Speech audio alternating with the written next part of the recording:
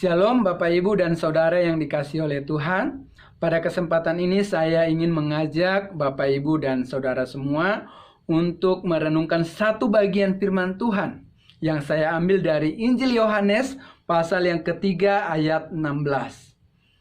Karena begitu besar kasih Allah akan dunia ini, sehingga Ia telah mengaruniakan anaknya yang tunggal, supaya setiap orang yang percaya kepadanya tidak binasa, melainkan beroleh hidup yang kekal. Tema renungan firman Tuhan ini saya buat judulnya, Kasih Allah yang bertindak. Kita lihat bagian yang pertama dari ayat ini mengatakan seperti ini. Karena begitu besar kasih Allah akan dunia ini.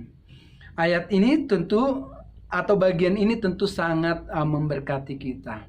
Tuhan Yesus memberitahukan kepada kita bahwa kasih Allah begitu besar akan dunia ini. Akan dunia ini tentu maksudnya akan semua orang yang ada di dalam dunia ini. Kasih Allah sangat besar bagi setiap orang yang ada di dalam dunia ini. Berarti termasuk di dalamnya saya dan Bapak Ibu Saudara semua. Dan ini pernyataan yang sangat luar biasa dari Tuhan Yesus. Kita percaya bahwa kasih Allah begitu besar dalam hidup kita. Dan kasih Allah itu bukanlah hanya sebuah pernyataan. Kasih Allah itu bukan sebuah kata-kata saja, tetapi dinyatakan dalam tindakannya. Dikatakan di bagian selanjutnya, sehingga Ia telah mengaruniakan anaknya yang tunggal. Jadi kasih Allah yang begitu besar itu menunjukkan sebuah tindakan dari Allah, yaitu mengaruniakan anaknya yang tunggal. Artinya Dia memberikan anaknya yang tunggal. Untuk apa? Untuk membebaskan manusia kita dari hukuman dosa yang telah membelenggu kita. Karena semua orang telah berbuat dosa. Kita tidak bisa menyelamatkan diri kita karena kita sudah orang yang berdosa. Kita tidak bisa menghapus segala dosa-dosa kita. Sehingga Allah sendiri yang mau mengutus anaknya yang tunggal untuk mati di kayu salib. Menanggung hukuman maut yang harusnya kita terima. Dia rela menderita di kayu salib. Dan Dia rela sampai Dia mati di kayu salib untuk menyelamatkan kita. Tetapi kita bersyukur Dia juga bangkit pada hari yang ketiga. Sehingga tersedia keselamatan bagi orang-orang yang percaya. Kalimat selanjutnya mengatakan seperti ini. Supaya setiap orang yang percaya kepadanya tidak binasa, melainkan beroleh hidup yang kekal.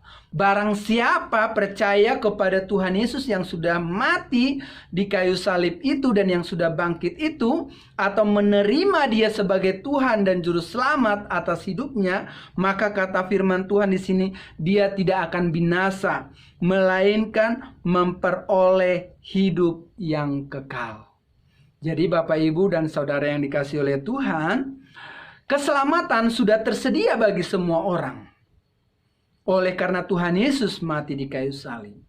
Tetapi hanya orang yang percaya kepada Tuhan Yesus yang tidak akan binasa dan yang akan memperoleh hidup yang kekal. Kalau Bapak Ibu dan Saudara mau diselamatkan atau memperoleh hidup yang kekal, kita harus mengambil keputusan untuk percaya kepada Tuhan Yesus atau menerima Tuhan Yesus sebagai Tuhan dan Juru Selamat dalam hidup kita. Apakah Bapak Ibu mau diselamatkan? Maka Bapak Ibu harus mengambil keputusan untuk percaya kepada Tuhan Yesus.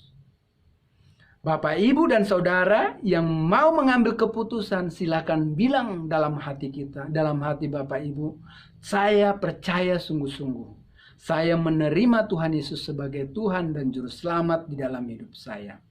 Saya sungguh percaya bahwa Tuhan Yesus mati di kayu salib memikul dosa saya. Dan saya percaya Dia bangkit. Ketika Bapak, Ibu, dan Saudara mengatakan hal seperti ini, maka kita memperoleh hidup yang kekal. Janji daripada Tuhan Yesus Sang Firman itu sendiri, kita tidak akan binasa, melainkan memperoleh hidup yang kekal. Artinya kita akan bisa kembali bersama dengan Tuhan di dalam kerajaannya, di dalam kerajaan surga. Tuhan Yesus memberkati kita semua, kiranya firman Tuhan ini menguatkan iman kita semua. Amin.